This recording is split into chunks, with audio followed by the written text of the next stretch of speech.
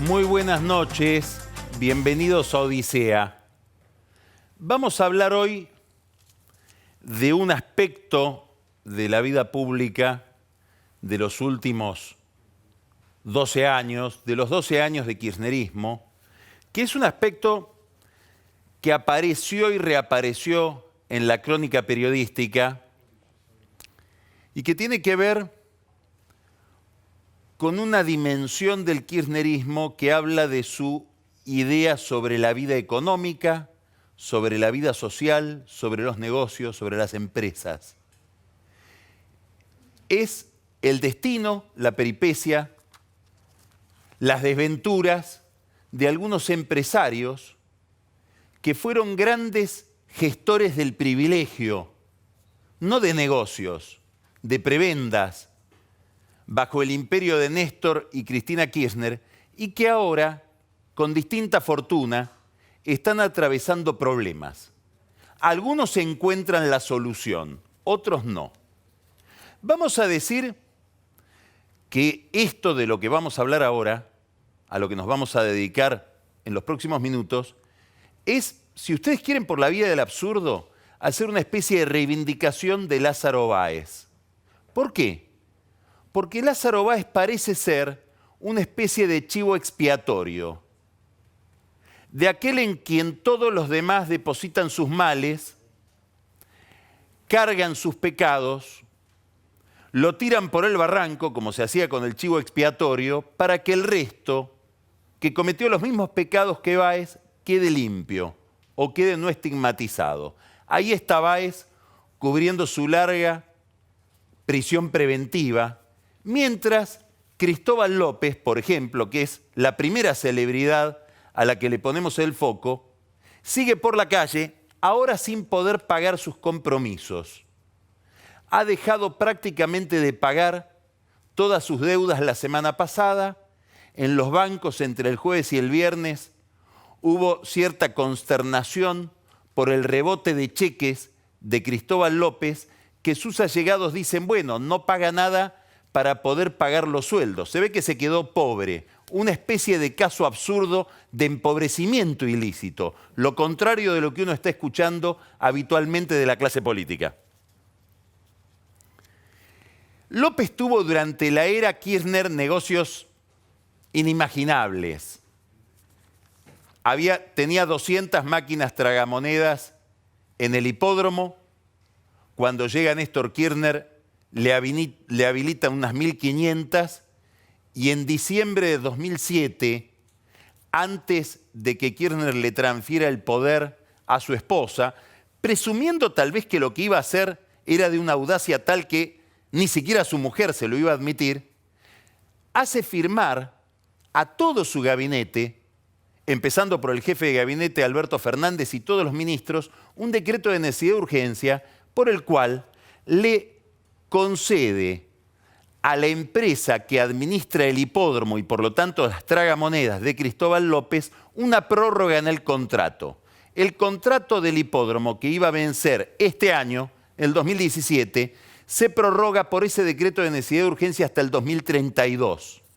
Quiere decir que a partir del año que viene el hipódromo empieza a vivir de arriba, si es que sigue teniendo el contrato. Claro, como contraprestación, severamente el decreto, que lo redactó Carlos Zanini, dicho sea de paso, era casi como un abogado personal de Cristóbal López, no sé si lo sigue siendo, el decreto que le concede esta extensión desde el 2017 al 2032 para las máquinas tragamonedas del casino que está en el hipódromo de Palermo, le dice, pero a cambio de esto, eso sí, invertir, de 3.000 que tenés ahora, porque ya a esa altura tenía 3.000 tragamonedas, vas a tener 4.500, tenés que poner más. Una peculiaridad del convenio, la empresa que tenía que controlar cuánto se jugaba en esas tragamonedas, cuál era el canon que le pagaba el Estado, cuál era el canon que le pagaba la ciudad, etcétera, también era de Cristóbal López, se controlaba a sí mismo. No solamente el kirchnerismo le dio este negocio, le permitió entrar con gran auxilio de la CIDE controlada en aquel momento por Estiuso, le permitió entrar a los barcos que estaban en Costanera Sur, también con 2 casinos flotantes como socio de la empresa española que los administraba, sino que también le dio la posibilidad de hacer obra pública. Ya que gano licitaciones en un rubro, mejor las gano en todas porque, como decía Cristóbal López, mi expertise es ganar licitaciones. Pero no le bastó con ese negocio. Se metió también en ampliar su negocio energético, compró una parte de Petrobras y entró después, un poco llevado por la necesidad de comprar esos activos de Petrobras, en lo que fue, lo descubrió Hugo Alconada Amón en La Nación, su gran industria, su gran negocio, el sector donde más prosperó, la evasión impositiva.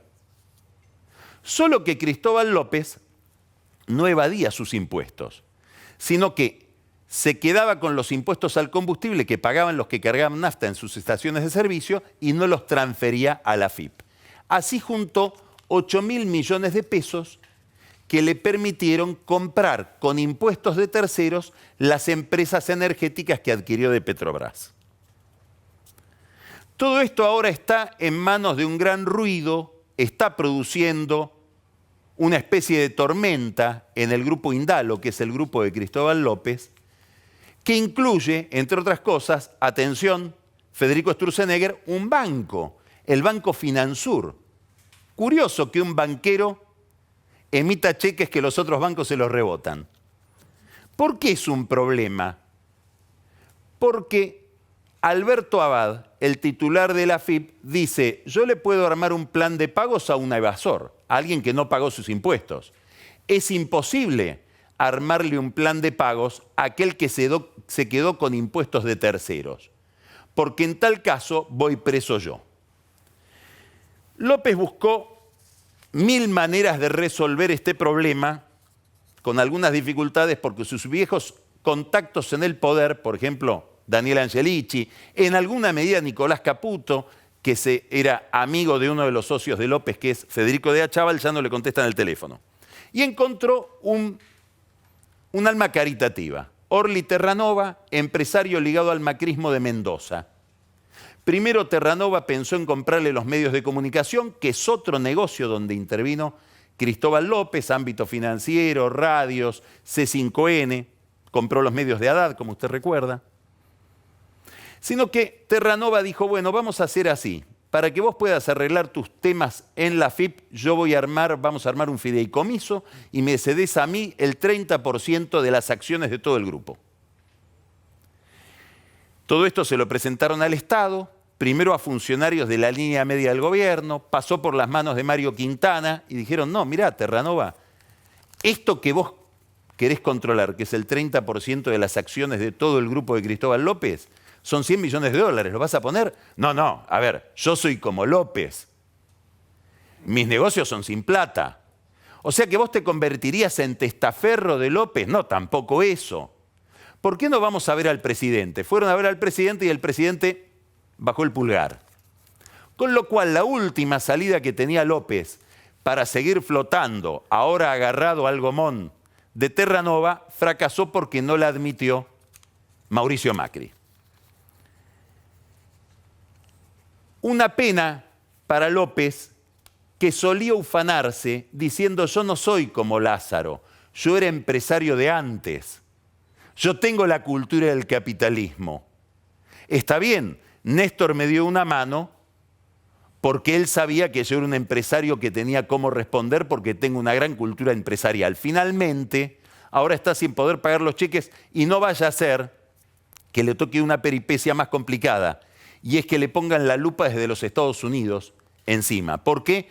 Porque en un arrebato de imprudencia decidió ir a comprar casinos en los Estados Unidos y se los compró a una sociedad que era testaferros de otra sociedad, que eran testaferros de otra sociedad, y todo terminaba en una señora inglesa de Nassau que formaba parte de aproximadamente 500 directorios sin tener patrimonio alguno. Es decir, López se encontró con otros López, más vivos que López, lo hicieron resbalar y ahora tiene problemas también en Estados Unidos.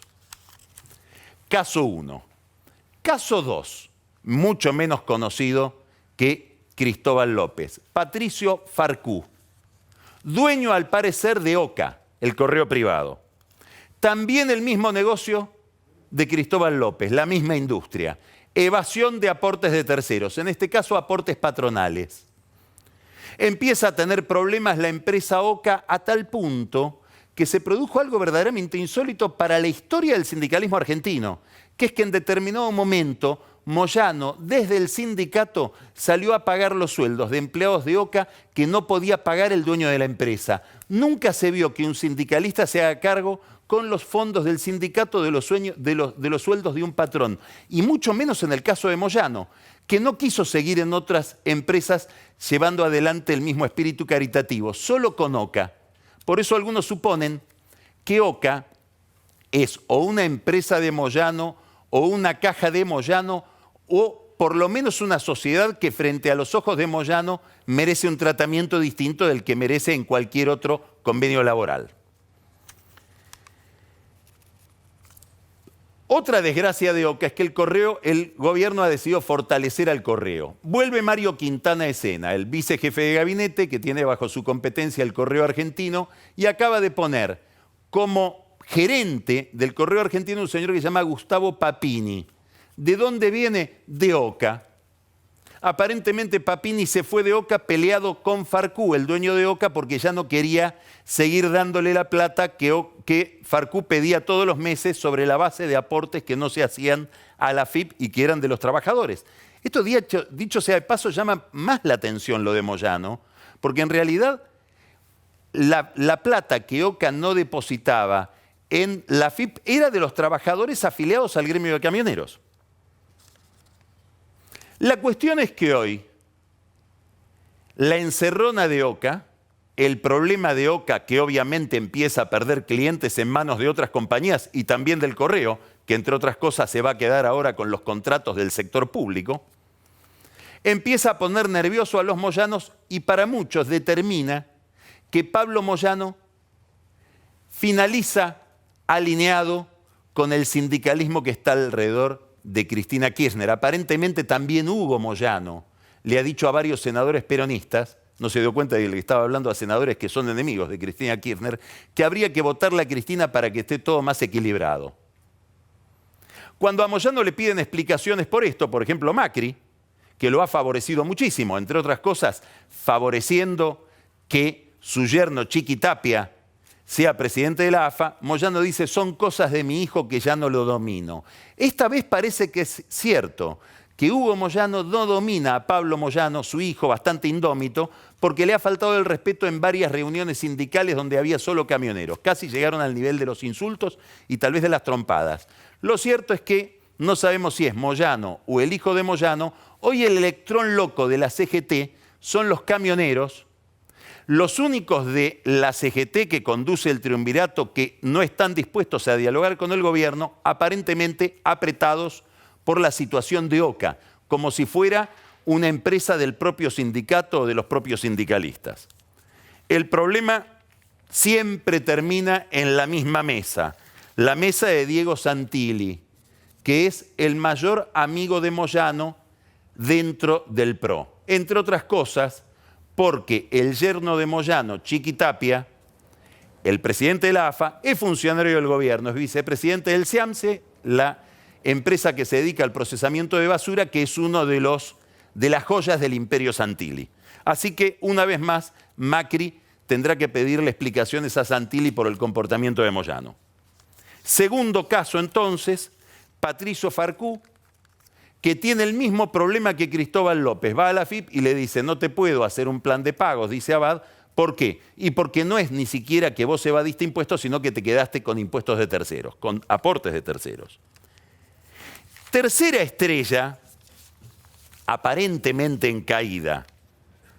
Gerardo Luis Ferreira, cordobés, electroingeniería. Gerardo Luis Ferreira, junto con su socio Acosta, antes de que llegaran los Kirchner al poder, fabricaban tableros de los que hay en las casas o en las empresas para controlar la electricidad de un establecimiento o de un domicilio. Bueno, de ahí pasaron a convertirse en los mayores administradores y constructores de líneas de alta tensión en la Argentina, tanto que terminaron comprando el 50% de Transener, que es la empresa más importante de tendidos de alta tensión, es decir, la transportista de electricidad, que lleva la electricidad desde las usinas hasta las distribuidoras de cada ciudad. Compra que se hizo de manera bastante controvertida a través de José Roberto Dromi, ex ministro de Menem, y que hoy está siendo investigada en Brasil porque aparentemente hubo coimas en el medio. Caso Petrobras. Una curiosidad, estamos hablando de energía eléctrica, transmisión de energía. Bueno, aparentemente el que estuvo en medio de estas coimas, que Electroingeniería dice que no pagó, se llamaba Jorge Luz, para que todo quede claro. El mismo Gerardo Luis Ferreira se ha metido él, o a través de familiares, en otro negocio, el negocio de la joyería. Su esposa, Miriam Cohen, es una de las socias de Simonetta Orsini, la joyería y relojería preferida de los jueces federales. Tanto que el juez Ollarvide terminó explicando que el anillo que le imputaban haber comprado en $250.000 lo compró por mucho menos en Orsini, que le emitió una factura para que pueda justificarlo. Dicen que hay jueces federales muy conocidos que atendían a sus, escuche la palabra, porque es rara la palabra para un juez federal, clientes en el primer piso de Simonetta Orsini en la calle Posadas y Cerrito. Socio de Miriam Cohen, la esposa del dueño de Electroingeniería, un señor de Liu que tuvo un caso muy complicado en Estados Unidos por lavado de dinero del narcotráfico de carteles colombianos. Bueno, Gerardo Luis Ferreira, beneficiario que pasó de los tableros a los tendidos de alta tensión, termina quedándose en una licitación muy complicada, con las represas Néstor Kirchner y Zepernik de Santa Cruz, asociado a la empresa Gesouba, China, que es la que le dijo al gobierno de Macri: o mantienen este contrato o no hay dinero chino para nada, ni para las represas, ni para los ferrocarriles, ni para la energía fotovoltaica, para nada. Con lo cual, haciendo valer el peso del Estado chino, se salvó Gerardo Luis Ferreira. Mire qué curiosidad. Ganó las represas del sur, tal vez la obra más importante en materia de producción eléctrica de la Argentina, y no puede pagar los sueldos de Radio del Plata, porque dicho sea de paso, Gerardo Luis Ferreira, como López, también tiene vocación de radiodifusor. Y ahora está buscando quién le compre la empresa. Hizo algunas indagaciones, habló con el grupo Cartelone, aparentemente no tiene fondos para sostener todo este imperio, porque además los adelantos para las represas Ferreira se los habría gastado, dicen, en pagar los sueldos de las otras compañías. ¿Cuál es la curiosidad?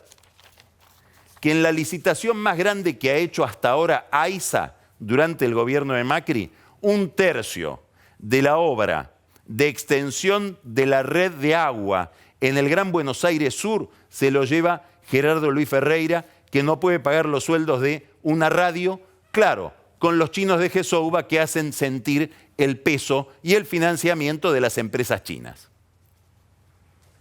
Detrás de toda esta trama, sobre todo en el caso López y en el caso Farcú, hay un personaje, Ricardo Echegaray, el titular de la AFIP durante el kirchnerismo. Echegaray debía haber sabido que López estaba comprando empresas con plata de terceros que no depositaba en la AFIP. Debía haber sabido que Farcú hacía una vida bastante interesante desde el punto de vista de los gastos y de la opulencia, con fondos de una empresa que no pagaba los aportes patronales, pero que sí le podía poner publicidad al Club Independiente, dicho sea de paso, presidido por Moyano. Sin embargo, no hizo nada.